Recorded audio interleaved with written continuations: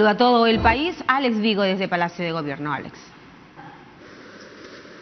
Muy buenas tardes a todo el país. Esta es una transmisión en vivo desde Palacio de Gobierno. Luego de participar en una sesión del Consejo de Ministros, vamos a escuchar al presidente de la República, Martín Vizcarra, dar los últimos alcances y disposiciones para enfrentar esta emergencia generada por el COVID-19. Escuchemos. Señoras y señores, muy buenas tardes. En el marco de la sesión del Consejo de Ministros, tendremos la conferencia de prensa del señor presidente de la República, Martín Vizcarra Cornejo. Muy buenas tardes. Hoy estamos en una reunión más del Consejo de Ministros. Desde el día 6 de marzo, en que se anunció el primer caso del COVID-19 coronavirus en el Perú, estas reuniones de Consejo de Ministros que ordinariamente se llevan una vez por semana, los días miércoles, son continuas. Estamos prácticamente en reunión permanente porque el caso amerita estar siempre tomando conocimiento de la evolución de la enfermedad y las respuestas adecuadas, convenientes y oportunas que como gobierno tenemos que dar a la misma. Hoy ya estamos 23 de abril. Han pasado 39 días desde que se inició el estado de emergencia y un poco más aún desde que se dio el primer caso positivo en nuestro país. Fue un viernes, lo anunciamos también aquí en Palacio de Gobierno, recuerdo ese día. En todo este tiempo, esta enfermedad compleja, dura, agresiva con los seres humanos, ha dejado un rastro de dolor, de pena, de angustia en toda la población, pero más aún en 572 familias, porque desde el inicio hasta la fecha son 572 personas que han perdido la vida producto del COVID-19 en nuestro país. Pero esta enfermedad no solamente afecta a nuestro país, afecta a todo el mundo. Y el rastro de esta enfermedad ya nos da que más de 2,5 millones de personas en el mundo están en calidad de positivas, de contagiadas. Y a nivel global, más de 175,000 personas ya han fallecido. Son datos duros, son datos que nos llevan a una reflexión permanente. Las cifras que tenemos aquí al día de hoy es que el Perú ya ha muestreado más de 185,000 personas, exactamente 185,238, y de los cuales 20,914 son personas positivas al COVID-19. Hay que aclarar que esta es la suma de las dos pruebas que hacemos, prueba molecular y la prueba rápida. Y de las 20,914 personas en condición de positiva, 10,808 son fruto de la evaluación molecular y 10,106 de la prueba rápida. Siempre dijimos que eran complementarias, que una prueba no reemplaza a la otra, pero ven lo importante, 10,000 personas identificadas por la prueba rápida, que si no hubieran recibido esta evaluación, estarían quizás confiadas sin saber que ya eran portadoras del virus y no teniendo los cuidados que corresponden, porque como sabemos, este enemigo silencioso en muchos casos es asintomático. A muchos de los que lo tienen no presentan ningún síntoma y eso lo hace aún más peligroso porque genera confianza en la gente para seguir contagiando. Sería fácil tener cuidado de una persona que muestre claros síntomas, ¿no? Y entonces tendríamos el cuidado correspondiente. Pero un porcentaje importante de personas contagiadas con el COVID-19 no tiene síntomas, no tose, no hace fiebre, no tiene malestar, pero contagia. Y eso ha dado lugar a que ya tengamos más de 20.000 casos positivos y que de ellos 2.786 se encuentren en condición de hospitalizados. En las diferentes instituciones de servicios de salud, 961 en el Salud, 854 en el MINSA, 746 también en clínicas privadas y 225 en las instituciones de salud de las Fuerzas Armadas y la Policía Nacional del Perú. Muchos de ellos en Lima, donde es la mayor cantidad de personas hospitalizadas, pero también distribuidas en casi todas las regiones del Perú. Y de ellos tenemos que hasta la información actualizada, 572 personas han fallecido. Esta que es una cifra dura, que duele y que una vez más damos las condolencias a los familiares de estas personas que han fallecido como consecuencia de este virus, pero también nos permite ver que la letalidad en nuestro país es del 2.74%. Es decir, del total de casos identificados como positivos, que son 20.914, el 2.74% de ellas ha fallecido a pesar del esfuerzo que se ha puesto en las diferentes instancias de la enfermedad. Y como dimos los datos a nivel mundial, con más de 2,5 millones de personas positivas y 175.000 en condición de fallecida a nivel mundial, vemos que el porcentaje de letalidad es del doble en el mundo que en el Perú, lo que muestra que estamos poniendo todo nuestro esfuerzo a pesar de lo duro de esta situación. Pero la curva sigue en su ascenso. No hemos llegado aún a la cumbre de esta curva en ascenso.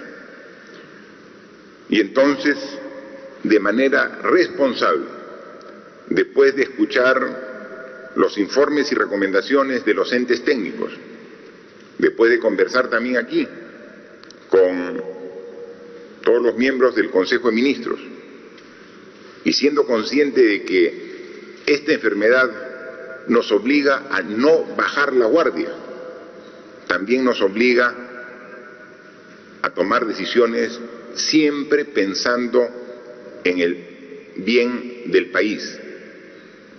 Y lo más importante del país es su gente, es la salud de los peruanos y peruanas, es la vida de su población.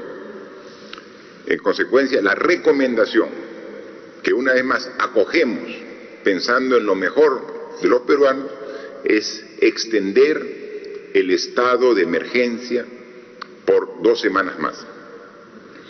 El estado de emergencia que iba a ser hasta este domingo se extiende hasta el domingo 12 de mayo inclusive.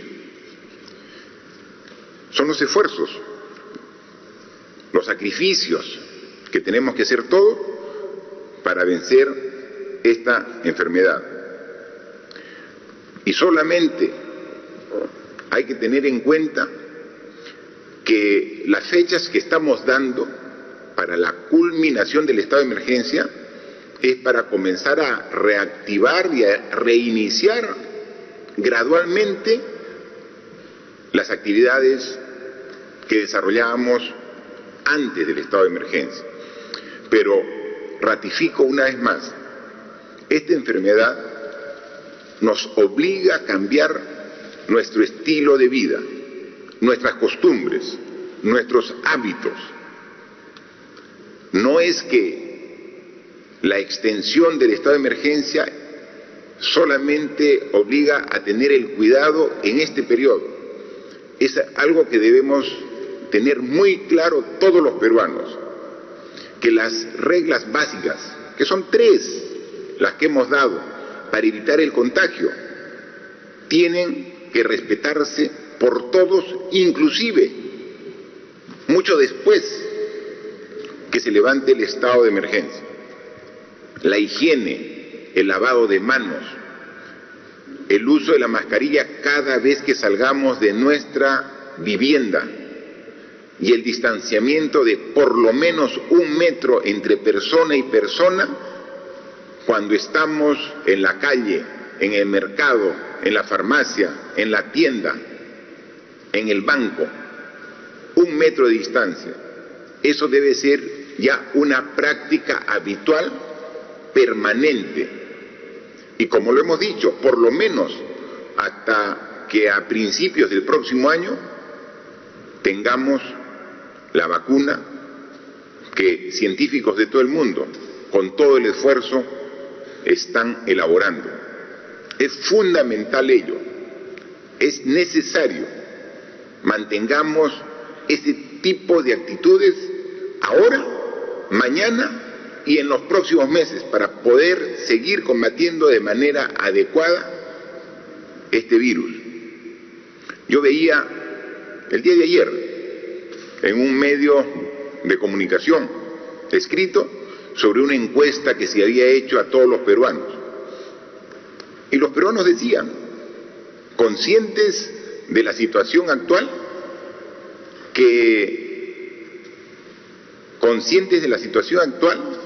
decían todos los peruanos que iban a continuar con el respeto a las indicaciones que hacíamos. Casi 100% de la población dice que va a continuar con la higiene de lavado de manos. Casi 100% de la población dice que va a respetar la distancia social. Casi todos manifiestan que van a continuar con el uso de mascarillas. Lo único que les pedimos es que eso que manifiestan lo cumplan, que lo hagan efectivo en su accionar diario. Y hemos generado una conciencia de la necesidad de respetar ese tipo de actitudes. Ahora cumplámosla así, de manera estricta, para poder combatir esta difícil y compleja enfermedad. Aclaro, la extensión del estado de emergencia es por 2 semanas. Concluye el domingo 10 de mayo. Creo que una confusión de cifras, hablé del 12. Son 2 semanas, concluía este domingo y son 2 semanas concluyendo el domingo 10 de mayo, que precisamente es el Día de la Madre. Y cuánto quisiéramos estar cerca de la Madre ese día tan especial. Y tenemos que hacer también el sacrificio. ¿Cuántas fechas importantes estamos pasando en este estado de emergencia que nos obligan a estar lejos de nuestros seres queridos? Pero también por ellos lo hacemos. Por ellos tenemos que ser responsables y tenemos que hacer un esfuerzo adicional porque estamos en la etapa más difícil de la enfermedad. Pero sin embargo, también, como ha calculado el propio ministro de Salud con su equipo de profesionales, no haber tomado estas medidas que iniciamos hace 39 días hubieran ocasionado una pérdida de vidas muchísimo mayor. Nosotros lamentamos estas 572 personas que han fallecido.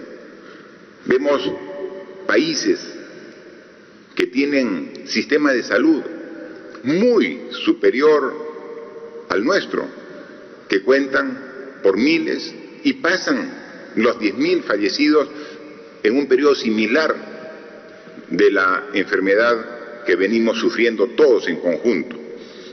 Las proyecciones dicen que no haber tomado este esfuerzo de todos desde un inicio, hace 39 días, podría estar generando que hoy día en el Perú estuviéramos contando por decenas de miles los fallecidos a consecuencia del COVID-19. Entonces, el esfuerzo bien vale la pena, pero tenemos que ratificarlo para poder realmente decir que hemos superado. Para ello, tenemos que contar con algún tipo de acciones. Somos conscientes de que el daño que hace este virus no solamente es en la salud de las personas, también es un daño que hace en su conjunto a toda la sociedad, que limitado de poder salir a realizar las actividades que generen los ingresos correspondientes a las familias peruanas, tienen que ahora pasar por restricciones, por necesidades, que en algo queremos también atender. Por eso es que el día de hoy también hemos conversado aquí en Consejo de Ministros y hemos aprobado un concepto diferente para considerar a una mayor cantidad de hogares en un apoyo económico por efecto de este virus que afecta a todo el Perú. Yo quisiera que vean ustedes en pantalla un cuadro que resume el esfuerzo que estamos haciendo los países de la región, de Sudamérica, los que están haciendo esfuerzo económico para atender a su población. Nosotros, en función del análisis de la canasta básica de alimentos mínima que se requiere, una familia, un hogar, está calculada en 760 soles. Para poder comparar con otros países, la ponemos en una cantidad constante que es en dólares. 760 soles equivalen a 223 dólares. Ese es el apoyo económico que ya hemos venido dando a algunas familias, a algunos hogares, pero que somos conscientes que es insuficiente, que tenemos que llegar a los que realmente necesitan. En Argentina, por ejemplo, el apoyo económico está por el orden de los 151 dólares, en Brasil 113, en Chile 58, en Colombia 41 dólares. Es decir, de todos los países de la región, quien está haciendo el mayor esfuerzo para atender a la población que requiere ayuda de su gobierno en este momento difícil es el Perú. Pero ¿a cuántas familias debemos comprender para atender a los que requieren realmente? En el país tenemos alrededor de 32 millones de peruanos. Los 32 millones de peruanos, en función del censo de hogares, forman poco más de 9 millones de hogares. 32 millones de peruanos agrupados en 9 millones de hogares. Hemos hecho una evaluación de cuántos hogares a la fecha no tienen mayores problemas de carácter económico porque tienen un sueldo que se ha mantenido hasta la fecha, porque están trabajando seguro en estas actividades económicas, productivas, para el abastecimiento de alimentos. Estamos hablando, por ejemplo, de toda la cadena de agricultura, para que llegue a los mercados, para el expendio de alimentos en los centros comerciales y en los mercados propiamente dicho.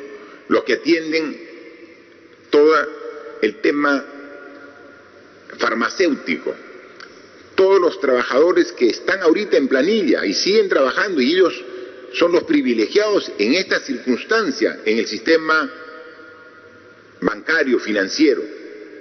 Cuando hemos hecho un análisis del total de hogares del 100%, existe un 25% que ahorita tienen con tranquilidad la seguridad que tienen un sueldo a fin de mes. A ellos no hay que apoyarlos porque tienen su sueldo, pero el otro 75% de hogares ahora ven esta situación de requerimiento de un apoyo para que podamos nosotros prestarlo.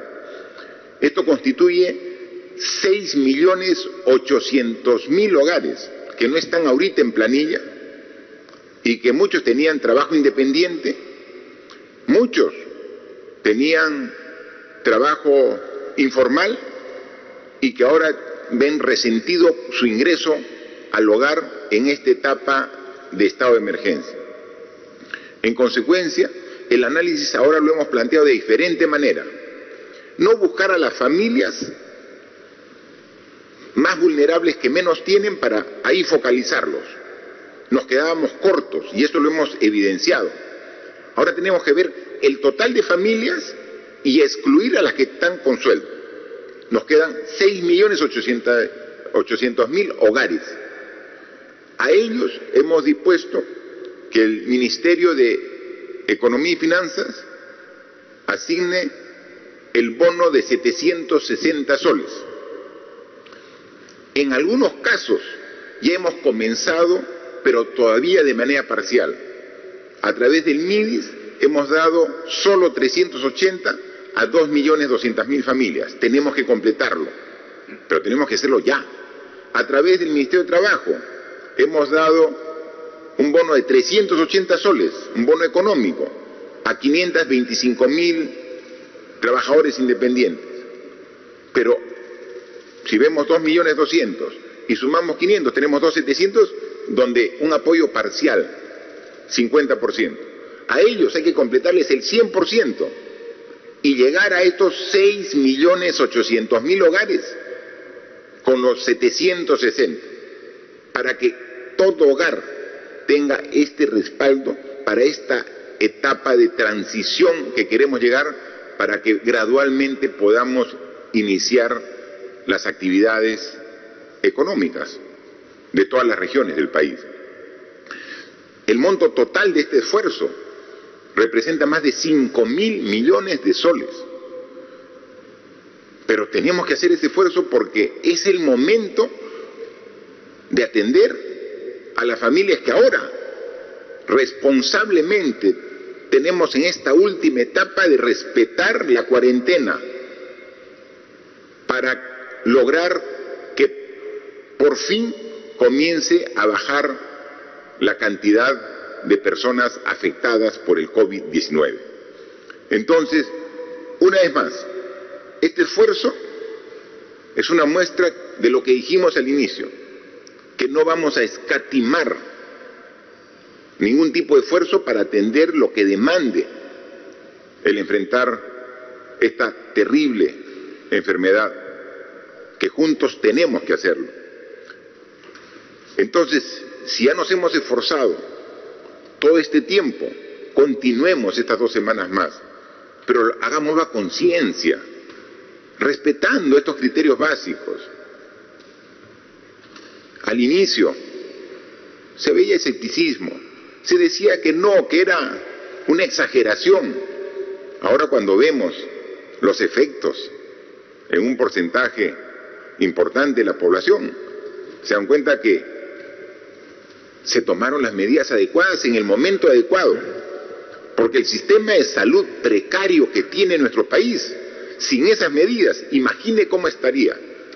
Y ahora seguimos viendo que cuando la demanda de pacientes para hospitales, para cuidados intensivos aumenta, tenemos que seguir aumentando. Y ese es el gran reto. Todos los días tenemos reunión con el ministro de Salud y su equipo para ver cómo se van haciendo los esfuerzos y las distribuciones internas para mejorar nuestra oferta de salud. Y así vamos a hacerlo. Adicionalmente, este esfuerzo en cuanto a este bono familiar de hogares de carácter universal, con la única exclusión de los hogares que tienen ingresos familiares por planilla, que están aseguradas, también tenemos que pensar ya en un proceso gradual a partir del mes de mayo de reinicio de actividades. Pero es un reinicio calculado, es un reinicio medido, es un reinicio que cuide el evitar un rebote de afectados por este virus. A través de un documento, el día de mañana vamos a formalizar una comisión para que evalúe la propuesta que hemos preparado aquí en Consejo de Ministros con los representantes de cada sector. Ya hemos hecho un plan para salir gradualmente por etapas del estado de emergencia, pero de una manera muy calculada. Eso queremos contrastarlo con un representante de los gobiernos regionales, porque, como siempre lo hemos dicho, Lima no es el Perú. Lima son 24 regiones más que también tienen su percepción y su apreciación de los diversos problemas. Un representante de los empresarios, un representante de la academia, de las universidades, un representante de los trabajadores, un representante también de los medios de comunicación, para dialogar, discutir y consensuar este proceso que como Ejecutivo estamos planteando para que a partir del lunes 4 de mayo se comience a hacer esta gradualidad de inicio muy controlado de las actividades. Hay actividades que, como hemos dicho, no las estamos planificando para este año, como por ejemplo el servicio educativo. El ministro haya hecho una propuesta muy interesante de educación en este año, de carácter remota, a distancia. Y para eso estamos también haciendo otro tipo de inversiones para garantizar el cierre de brechas y poder llegar a los estudiantes más alejados que tienen las menores condiciones de aprender en esta situación de educación a distancia. Entonces, lo que es educación, tenemos que ya hacer una programación, como lo ha hecho el propio ministerio, para hasta fin de año. Entonces hay actividades. Hay otras actividades que ya deberían en la primera semana comenzar, la primera semana de mayo, comenzar a gradualmente a desarrollarse. Un pedido constante y permanente de muchos hogares, pero también que hemos visto en un análisis comparado de lo que ya se permite en otros países, por ejemplo, el expendio, la venta de alimentos procesados, de comida, pero por delivery, ¿no? Entonces, eso es una de las actividades que podría realizarse, entre otras que el planteamiento lo va a hacer a través de esta comisión que sale mañana, la relación a través de la norma correspondiente. Porque, por ejemplo, esta enfermedad lo que nos obliga a no estar con gente aglomerada, con gente muy próxima. Los restaurantes precisamente tienen gente aglomerada. Entonces, un restaurante no puede funcionar de esa forma, con la presencia física, pero sí podría vender sus alimentos, sus productos, por delivery. Eso sí podría hacerlo, pero siempre y cuando garantice el cumplimiento de un protocolo que cuide al personal que trabaja en el restaurante y que cuide el traslado hasta el domicilio que lo requirió. Doy un ejemplo, pero hay varios más que son los que se van a desarrollar y que ya están planteados después de bastantes días de trabajo de los equipos de cada sector para que ello pueda trabajarse y poder aprobarse y a través de un protocolo en la cual obviamente está el Ministerio de Salud integrando este equipo, pueda asegurar el retorno gradual de actividades a partir de la primera semana de mayo. Decirle adicionalmente que para un tema adicional y complementario vamos a pedir facultades legislativas en materia tributaria y financiera al Congreso de la República.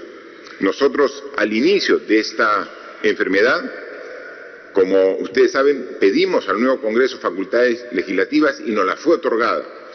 Pero el alcance de estas enfermedades, de esta enfermedad por lo grave que es, requiere que complementemos este pedido de facultades con algún tema específico en tema tributario. Porque lo que se pretende en este momento difícil es que haya una real solidaridad de todos los peruanos. Y hay peruanos que pueden apoyar al resto de sus connacionales, al resto de sus compatriotas. Pero para eso se requiere una norma de carácter de ley cuya facultad no la tenemos. Vamos a pedirlo para que de esta forma, y esperamos y no dudamos, que en el corto tiempo podamos generar una norma que también va a ayudar en el enfoque que estamos dando. Así que estamos en un proceso, en parte de la situación, del proceso de la enfermedad, difícil. Pero es ahí donde pedimos, una vez más, la unidad de todos los peruanos. Al inicio de la enfermedad, al inicio de esta pandemia, pedimos el apoyo y recibimos mucho apoyo de todos los actores políticos, de todos los actores sociales, de todos los gremios. Muy bien, pero ese apoyo se requiere en los momentos más difíciles. Es fácil estar de acuerdo cuando la enfermedad, la pandemia, está recién empezando y no requiere todo el esfuerzo de los peruanos. Es ahora donde tenemos que ver quiénes quieren apoyar realmente para salir de esta difícil situación y quiénes solamente tienen una expectativa de mirar las cosas desde fuera y no comprometerse con la lucha que nos convoca a todos. Hemos agradecido y lo hemos dicho. Aquí hay personas que están en primera línea, el personal de salud, los médicos, las enfermeras, todo el personal de salud, primera línea. Nuestros agradecimientos a ellos. Primera línea, los policías, los miembros de las Fuerzas Armadas, en primera línea. Y esto es muy bien, pero es la primera línea. Solo con ellos no es suficiente. Si vamos a pensar que esta guerra la ganamos solamente con la primera línea de combate, no va a ser posible. Tiene que ser todos los peruanos. Todos tenemos que comprometernos. Y el compromiso se hace realmente evidente cuando se requiere. Dijimos que esta era una maratón, no era una carrera de 100 metros planos. Tiene que haber resistencia. Y ahora estamos en la etapa donde requerimos la resistencia de todos los peruanos. El apoyo, la solidaridad. En ese momento nos encontramos. Y es ahí donde nuevamente tiene que salir nuestra fibra más honda, más profunda, de amor a la patria, de amor a la familia, de amor a la sociedad, para preservar el país que todos queremos. Esto va a pasar, y cuando pase vamos a tener las mejores condiciones de nuevamente trabajar por nuestro futuro. Pero es el momento ahora, el momento difícil, donde requerimos la responsabilidad y el compromiso de todos los peruanos. Estoy seguro que vamos a contar con todo su apoyo, como siempre ha sido la característica de los peruanos en los momentos más difíciles. Yo agradezco siempre a los medios de comunicación que tienen a bien hacernos preguntas, interrogantes, que quedamos a su disposición. Gracias, señor presidente. Iniciamos entonces la ronda de preguntas virtuales. La primera pregunta es del portal La Mula. La pregunta dice: peruanas y peruanos están en las calles de Lima y otras ciudades tratando de retornar a sus lugares de origen. Están agrupados en diversos espacios públicos y son proclives a contagiarse. ¿Qué medidas adicionales va a tomar el Gobierno nacional ante su demanda? Por otro lado, en cuanto al distanciamiento social, ¿están considerando alguna norma que incentive el uso de bicicletas como alternativa al transporte público y de cara a la sostenibilidad que requiere el país? Bien, efectivamente, conforme va evolucionando la enfermedad, también socialmente se generan nuevas necesidades. Y una de las demandas que se ha dado la última semana es precisamente la situación que ha planteado el periodista. Por favor, Premier, a ver si puede responder los esfuerzos que hacemos al respecto. Gracias, presidente. Una regla elemental para contrarrestar el crecimiento del contagio de este virus es la inmovilización. Por eso las diversas medidas que hemos dado, y especialmente las prórrogas relacionadas a la inmovilización social obligatoria, está destinada en esa perspectiva. El virus se mueve con las personas y por eso también tenemos que reconocer en estos momentos lo que es la labor tesonera de gobernadores, de alcaldes, que indistintamente en todo el país han coayudado a fortalecer esta labor de la llamada inmovilización social. Nosotros somos exigentes con la prueba rápida y se nos propone como una garantía de evitar el contagio, pero acá también tenemos que detenernos un momento. La prueba rápida nos da una respuesta inmediata. Puede hacer que la persona que supere una prueba rápida más adelante pueda prosperar el contagio. Y más aún, aquellas que a través de la prueba rápida salgan negativas, más adelante en su organismo puede cultivarse el virus. A efecto de ello, insistimos, y ahí tenemos que ayudarnos, tanto autoridades como ciudadanía, a evitar la movilización. Es nuestro deber como gobierno velar por el bienestar de todos los peruanos y en estas circunstancias por la salud de los peruanos. Pero también entendemos la legitimidad que tienen distintos ciudadanos de exigir la vuelta a sus regiones. Y atendiendo a ello es que hemos dado dispositivos. Y estos dispositivos enmarcan 3 consideraciones que no deben soslayarse de ninguna manera. La primera, que debemos facilitar, atender como prioridad a las personas de alta vulnerabilidad. La segunda, que tiene que hacerse necesariamente en coordinación con los gobiernos regionales, porque hay que hacer seguimiento a las personas que finalmente pudieran retornar a sus regiones. Y la tercera es que este tránsito a las regiones tiene que ser planificado y ordenado, porque las personas que lleguen a sus regiones tienen que estar sometidas a una regulación de cuarentena. Y obviamente esto no puede escapar de la capacidad de control que tienen que asumir los gobernadores regionales. Por eso sugerimos que esto sea de manera ponderada. Y hago extensivo mi observación porque los gobiernos regionales, en la mejor intención de poderse ordenar, a través de las redes sociales, difundieron un padrón para que pudieran indistintamente inscribirse. Y de todas las regiones a la fecha, se han inscrito 167.856 personas. Es decir, potencialmente tenemos 167.000 personas que pudieran volver a sus respectivas regiones. El día de hoy, atendiendo a la habilitación normativa que dimos en su oportunidad, a la fecha relacionado a 10 regiones y han retornado vía terrestre o vía aérea 3.579 personas. El día de hoy, con precisión, son 1.621 personas que van a retornar por vía terrestre y vía aérea y corresponden a 7 regiones. Estamos en un permanente seguimiento en el llamado Comité de Crisis, que es parte de la Comisión Multisectorial que en su momento el señor presidente instituyó, y se ha determinado que no puede retornar persona si es que previamente no sea sometida a la prueba rápida. Lo segundo, que esto tiene que ser ordenado, y tenemos una media de 800 pruebas rápidas, no se puede hacer más. Y son 800 pruebas rápidas por día, son 800 personas las que pudieran retornar a sus regiones de manera planificada. Lo segundo, insisto una vez más, una vez retornado a sus lugares, necesariamente tienen que hacer una cuarentena o seguimiento a una cuarentena que ya es responsabilidad de los gobernadores regionales.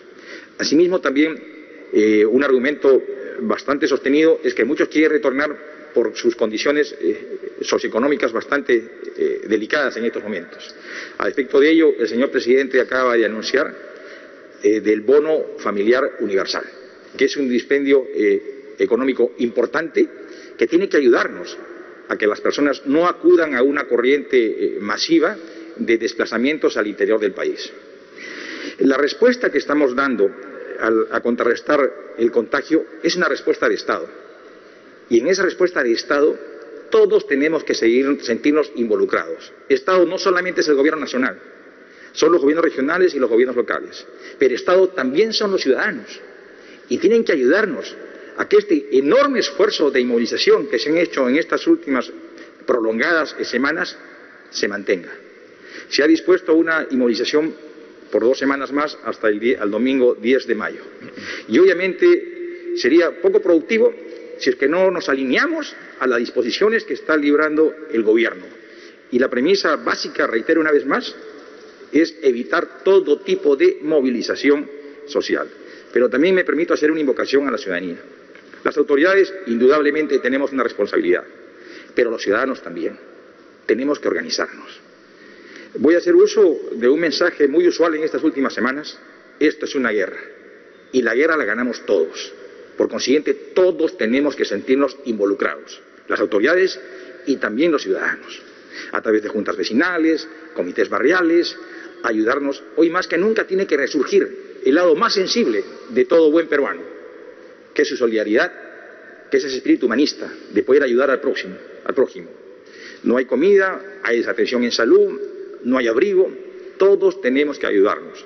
Estamos haciendo grandes esfuerzos, disponiendo de todos los recursos que se tengan para poder a consideración de todos los peruanos, pero somos conscientes que es insuficiente. Será suficiente en la medida en que todos los peruanos nos sintamos de una u otra manera comprometidos. Y a efecto de ello, presidente, mi reflexión final es que hagamos un esfuerzo adicional. Esto no ha concluido, seguramente vienen semanas bastante complicadas, pero estaremos fortalecidos si respondemos a este contagio de manera unida y consensuada como buenos peruanos. Gracias, Premier. La pregunta también consideraba un aspecto referido a la movilidad alternativa. Por favor, el ministro de Transportes y Comunicaciones si puede responder. Gracias, presidente. Efectivamente, a través de la Autoridad de Transporte Urbano de Lima y Callao, asimismo como la Dirección de Promovilidad, que tiene la competencia a nivel nacional, han preparado una estrategia de movilidad urbana que permita los cambios de los patrones de movilidad de las personas.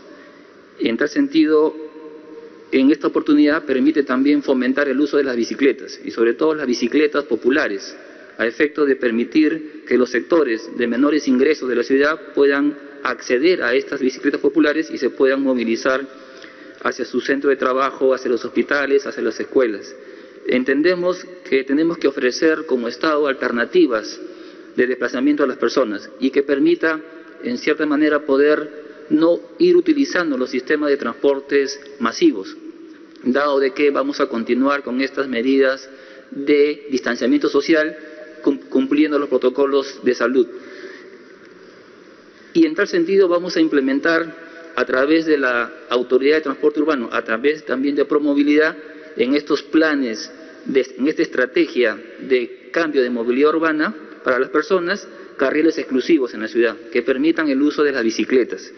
Y en tal sentido están trabajando en constituir ejes de desplazamiento que permitan conectar a través de las bicicletas en distancias cortas de menos de 7 kilómetros y permitan movilizar a las personas y conectar los hospitales, las escuelas, los colegios, los centros de abastos, de una manera de un cambio de aptitud, ¿no? Un cambio del concepto de movilidad urbana en la ciudad y también en las regiones, que serán replicados posteriormente a través de este organismo del Ministerio de Transporte, que es de Promovilidad, y de así ir obviamente generando un cambio de cómo la ciudad se va a movilizar en las ciudades intermedias, en la capital, usando estos sistemas de las bicicletas, usando estos carriles exclusivos y cumplir de esta manera las indicaciones del Ministerio de Salud, ¿no?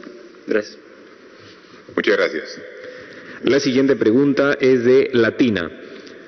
Esta mañana hemos sido testigos de cómo policías y sus familiares hacen una larga cola en el Hospital Augusto B. Leguía, clamando que les hagan prueba para COVID-19. Muchos de ellos ya están con los síntomas y están a la intemperie en la calle. ¿Qué se va a hacer con ellos y con los efectivos de provincias que también están padeciendo la falta de atención médica? ¿No sería mejor habilitar otra torre de la villa solo para atender a policías y militares? También hemos visto que las morgues o mortuorios de los hospitales de provincias e incluso los de Lima ya han colapsado. ¿Cómo revertir esta situación? Bien, por favor, el ministro del Interior, para que responda a esta pregunta. Muchas gracias, presidente.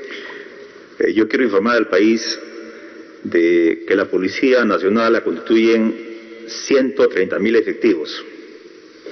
De los 130.000, 80.000 están dedicadas a labor operativa, a controlar las calles con la Fuerza Armada.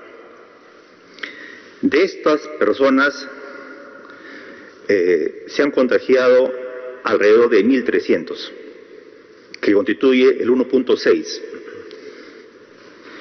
Pero al mismo tiempo, como Estado, estamos respondiendo porque hasta el momento han sido testeados con la prueba molecular o la prueba rápida 24.000 efectivos. Desafortunadamente, el día de ayer se acabaron las pruebas, pero hoy hemos recibido una transferencia de 20.000 pruebas rápidas y se va a reiniciar este servicio a los policías en horas de la tarde y mañana se van a continuar con todas las comisarías y unidades de Lima y a nivel nacional también. Estamos haciendo como gobierno todos los esfuerzos necesarios y por eso el sector interior está adquiriendo 80.000 pruebas moleculares y 120.000 pruebas rápidas que van a llegar la próxima semana, porque entendemos de que este virus ha llegado acá para quedarse por largos meses y la policía como la Fuerza Armada constituyen la primera línea de acción en esta guerra que estamos librando. Y por eso los policías, todos los policías, van a ser testeados, sin excepción, porque esta situación va a ser recurrente y la exposición que hacen los policías al hacer la contención social los expone a pesar que están protegidos. Hemos adquirido 50 millones de soles en guantes, mascarillas, desinfectantes, gel, equipos biomédicos, equipo de protección especial, pero no es suficiente. Nosotros tenemos el compromiso de seguir protegiendo a nuestra primera línea de acción.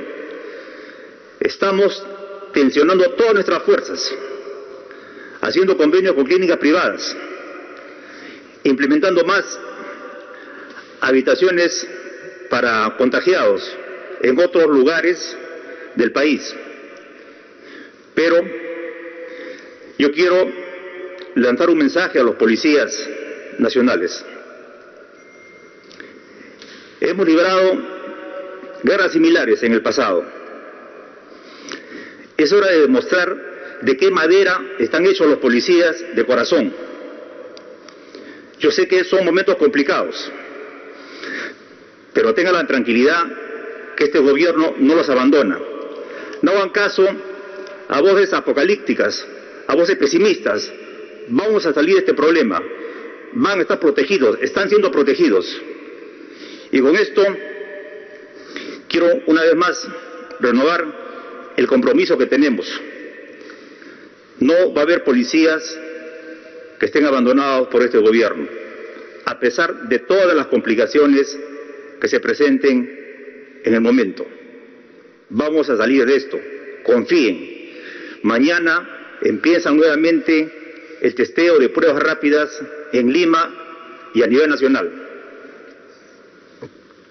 Muy bien, ministro, y efectivamente la ratificación del gobierno de apoyo a policías, a miembros de las Fuerzas Armadas, a la primera línea de todo el personal de salud. Lo reconocemos. Es tal la complejidad de esta enfermedad que puede ser que en algún momento rebase la capacidad de respuesta. Y vemos las imágenes. y también nos indignan como a cualquier ciudadano. Inmediatamente llamamos a ver qué pasó, qué hay que corregir, qué hay que modificar. Pero la voluntad es el respaldo permanente. La posición del gobierno es atender no solamente las necesidades de la población, sino principalmente de los que atienden a la población. Y entonces, claro, hay una también propuesta en la consulta. Y la Villa Panamericana, claro, estamos actualmente habilitando 2 torres más. Y hay policías incluso que han ido para que cuando son dados positivos, así no tengan un síntoma complicado de su enfermedad, puedan estar bajo protección de personal de salud. Estamos en plena habilitación de 2 torres más, que en los próximos días estará habilitado, y obviamente es para la población en general, pero también a la población de primera línea, como son estos casos, los policías que están ahí poniendo la cara en esta guerra tan compleja que estamos enfrentando, no solamente los peruanos, sino la humanidad en su conjunto. La siguiente pregunta es del diario El Comercio. Sobre las camas UCI, médicos incentivistas señalan que ya no hay camas para atender a más casos COVID en Lima metropolitana. Por ejemplo, esta semana murió un señor que esperó 2 semanas por una de estas en un hospital de Villa El Salvador. ¿Nos pueden señalar si efectivamente ya no hay camas UCI para COVID en Lima metropolitana? En todo caso, ¿dónde se implementarán las que se ofrecieron? 13.000 peruanos continúan varados en el extranjero y a varios les han dicho que se han suspendido los vuelos de repatriación. ¿Es así? Y de no serlo, ¿cuándo podremos conocer el cronograma de repatriación que anunciaron a fines de marzo? Bien, son 2 preguntas. La primera para el ministro de Salud y la segunda para el ministro de Relaciones Exteriores. Gracias, presidente. Muy buenas tardes. Como se ha informado, el Ministerio de Salud, conjuntamente con los otros servicios de salud del país, de salud de las Fuerzas Armadas, las Fuerzas Policiales y con la participación del sector privado, ha construido por primera vez una plataforma única de información acerca de las capacidades instaladas con las cuales contamos. Es por esta plataforma, que actualmente incluye 212 hospitales públicos y clínicas privadas, que podemos tener la cifra completa, que se actualiza casi todos los días, de cuántas unidades de cuidados intensivos o camas de unidad de cuidados intensivos y camas de hospitalización tenemos disponibles en el país. El día de hoy tenemos 656 camas de unidad de cuidados intensivos, de las cuales 467 se encuentran ocupadas, 189 se encuentran disponibles. Esto es una cifra promedio. En algunos lugares, por supuesto, la capacidad instalada está llegando a su límite, mientras otros lugares donde la epidemia todavía se encuentra en sus fases iniciales, hay muchas más camas de cuidados intensivos disponibles. La posibilidad de usar una cama u otra durante el día o durante la noche depende de la interacción entre los distintos prestadores que regularmente no trabajaban juntos y hoy día nos estamos, entendiendo cada vez mejor. Cada uno tiene sus protocolos, sus fichas, sus formas de pago.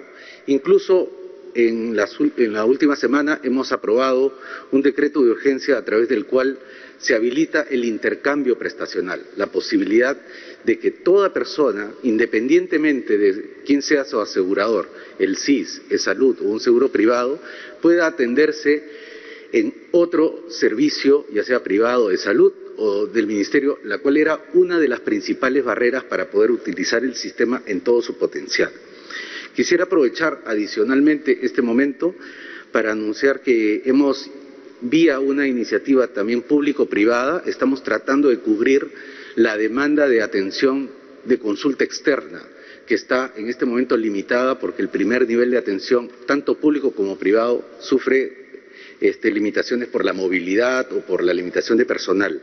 Desde el 13 de abril la plataforma 113 del Ministerio de Salud ha realizado 4.500 atenciones vía la teleconsulta, y eso está disponible a través del número 113.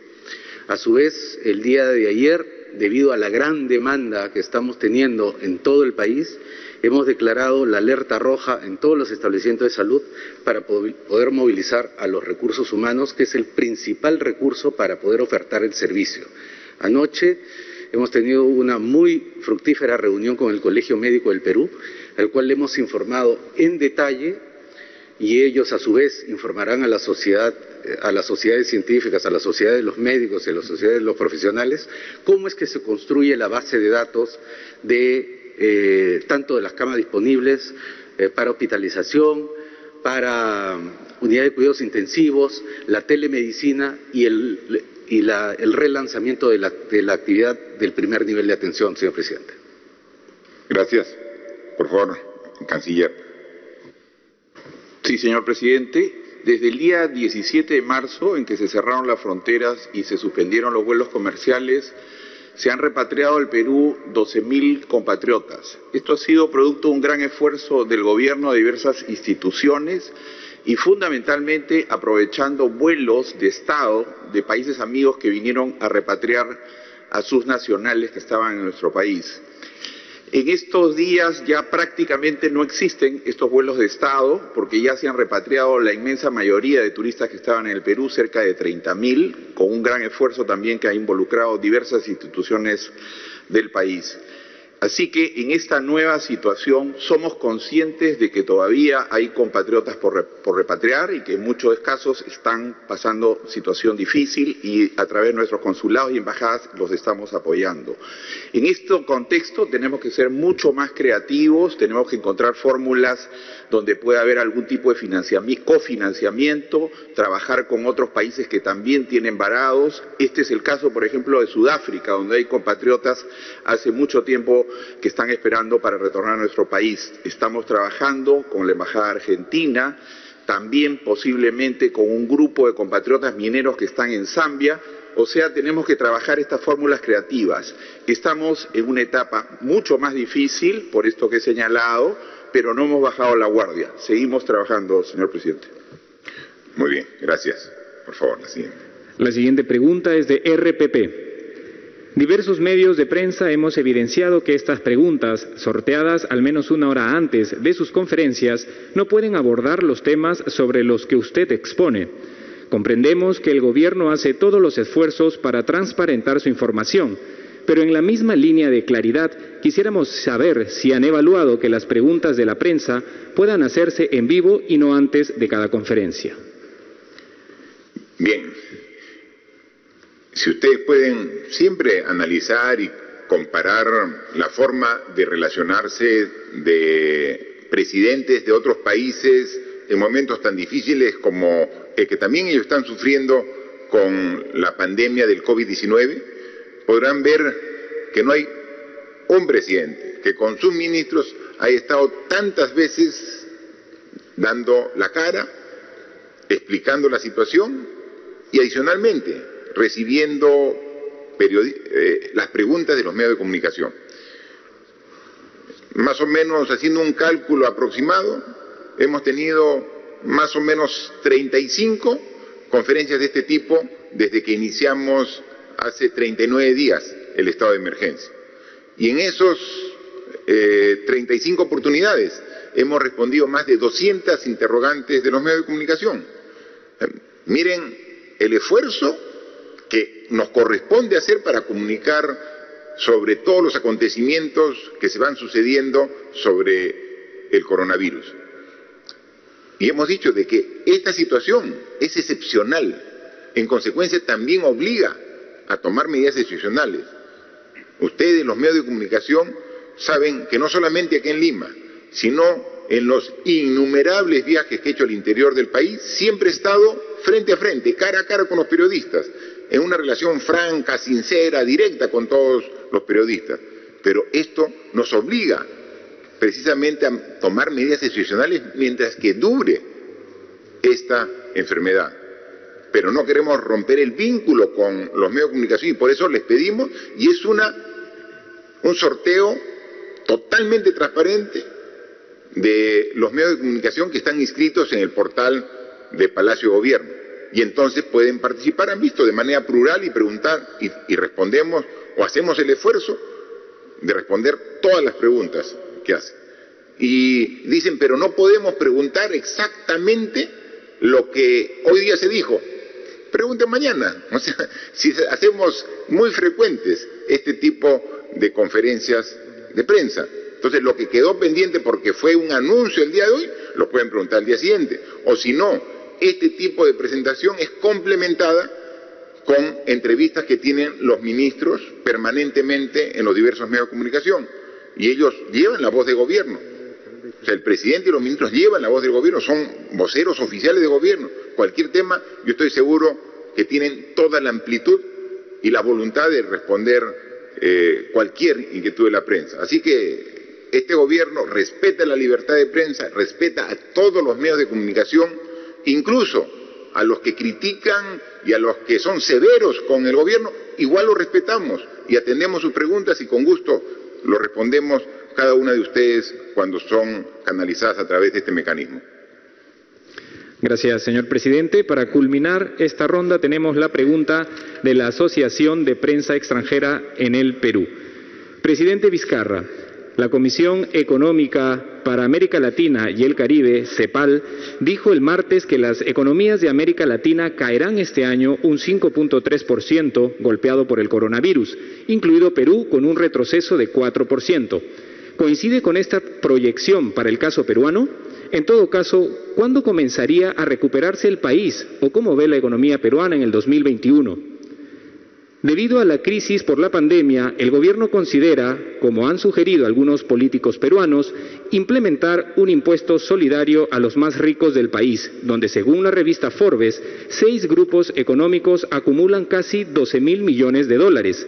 Esto es poco menos de la mitad de todo el dinero del estímulo económico que está ejecutando Perú para combatir los efectos del coronavirus. Muchas gracias por la interrogante. Están directamente dirigidas a la ministra de Economía y Finanzas. Gracias, presidente. Todas las instituciones que han proyectado cifras de crecimiento reconocen que hay mucha incertidumbre. Lo que podría hacer que difieran estas proyecciones tiene que ver con el impacto del paquete fiscal que hemos diseñado, que como hemos dicho varias veces es un paquete muy audaz. De hecho, ya se ha difundido en varios medios de comunicación que la primera subasta que ha realizado el Banco Central para Reactiva Perú ha sido muy exitosa, con las tasas de interés real de los préstamos serán cercanas a cero. Nosotros, como lo ha anunciado el presidente, estamos ya trabajando en un programa de reapertura gradual de la economía. Nos tenemos que acostumbrar a una nueva normalidad, donde va a ser importante que la economía vaya reanudándose de manera controlada, siguiendo una serie de protocolos y estándares sanitarios. Nosotros esperamos que la recuperación económica se inicie a partir del tercer y cuarto trimestre del año. Nosotros como gobierno nos hemos propuesto retornar al crecimiento potencial y vamos a dar todo nuestro esfuerzo en ese objetivo. Respecto a la pregunta tributaria, la historia de los impuestos demuestra que los impuestos son una medida idónea y eficaz en tiempos de crisis. En el marco de las facultades que ha anunciado el presidente, estamos evaluando medidas, pero como gobierno somos muy responsables con todo lo que plantearemos, siguiendo estándares internacionales, siguiendo además los parámetros de razonabilidad constitucional de los impuestos, todas las medidas inspiradas en el principio de solidaridad al que se refirió el presidente Vizcarra. Muchas gracias. Sí, para eso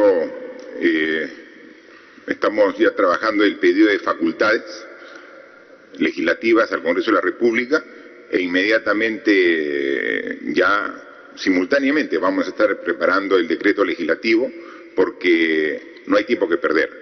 Tenemos que actuar en todos los aspectos de manera simultánea y este es un aspecto que no debemos dejarlo de lado. Es sumamente importante demostrar la solidaridad de los que más tienen con los que menos tienen. Lo estamos haciendo como gobierno, lo estamos haciendo un gran esfuerzo. Más de 5.000 millones aquí en este bono familiar universal.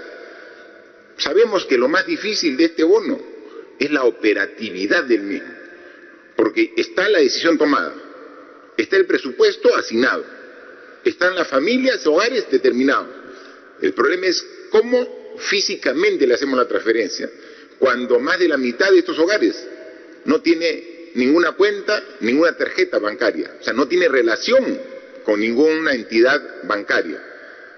Sería fácil agarrar y tener un listado de cuentas y simplemente una transferencia directamente a cada una de estas cuentas. No, aquí tiene que hacer una transferencia mucho más manual, donde tiene que ir a recoger en muchos de los casos. Entonces, la decisión está tomada, hay la voluntad, y porque tenemos conciencia que si no apoyamos a las familias que realmente requieren en este momento difícil, estamos dejando en alto nivel de vulnerabilidad. Entonces tenemos que apoyarla. Y vamos a ver todo el esfuerzo para ver el mecanismo más ágil para que en el transcurso de las próximas semanas podamos llegar. El esfuerzo que ya lo empezamos con algún tipo de bono, que es de más de 5.000 millones, solamente hemos avanzado 1.000. Y eso tenemos que ser pues autocríticos, decir, debemos ser más rápido. La gente, cuando tiene hambre, el hambre no espera. Y hay veces, tu propio hambre te lo puedes aguantar, pero no el de tu hijo. Y entonces ahí tenemos ahí el dinero, tenemos el presupuesto, tenemos que llegar más rápido a las familias. La burocracia, los enormes problemas al interior de la propia administración pública a veces demoran más de lo que debiera. Ya está definido, ya está aprobado, ahora hay que operativizar. Y entonces, reconociendo que los procedimientos son lentos y que tenemos que mejorarlos y corregir, como hay que corregir muchas cosas más. Día a día vemos errores en nuestro accionar, porque claro, cuando las cosas están tranquilas, cuando están dentro de la normalidad, cometes errores, pero casi hay veces hasta pasan desapercibidos. Pero cuando llegas a situaciones extremas como las que estamos llegando aquí y en todas partes del mundo, es ahí donde se evidencian más tus debilidades.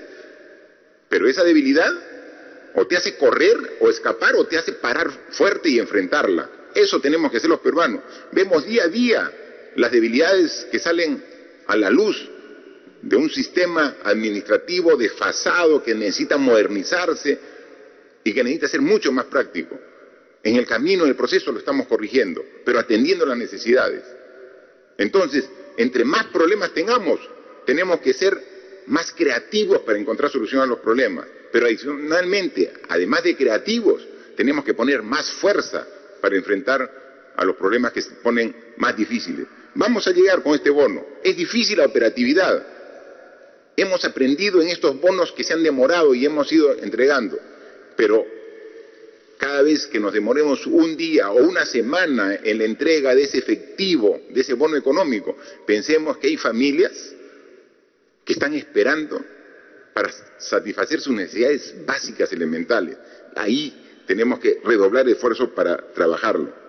Otro tema que se ve, que estar 40 días en casa, en viviendas que últimamente son cada vez más estrechas, más pequeñas, genera un problema emocional no solo a los adultos, sino también a los jóvenes, a la niñez que está en la casa.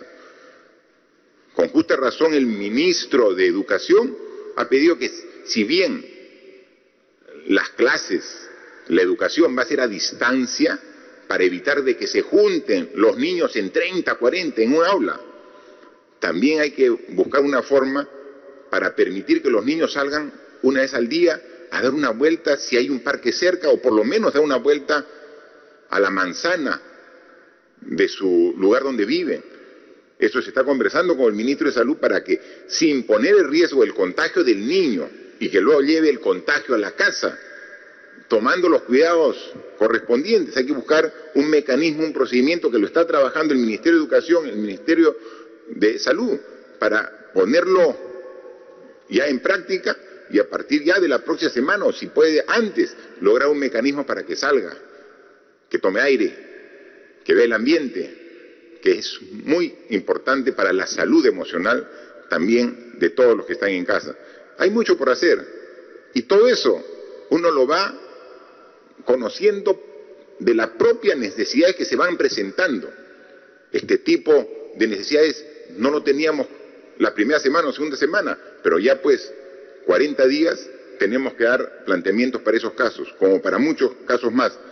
Así que estamos aquí, al frente de esta situación tan compleja, sabiendo lo difícil que es enfrentar una enfermedad nueva en el mundo, que hace pocos meses no se tenía conocimiento de ello, que la ciencia hasta ahorita la sigue estudiando, sigue viendo qué hacer al respecto.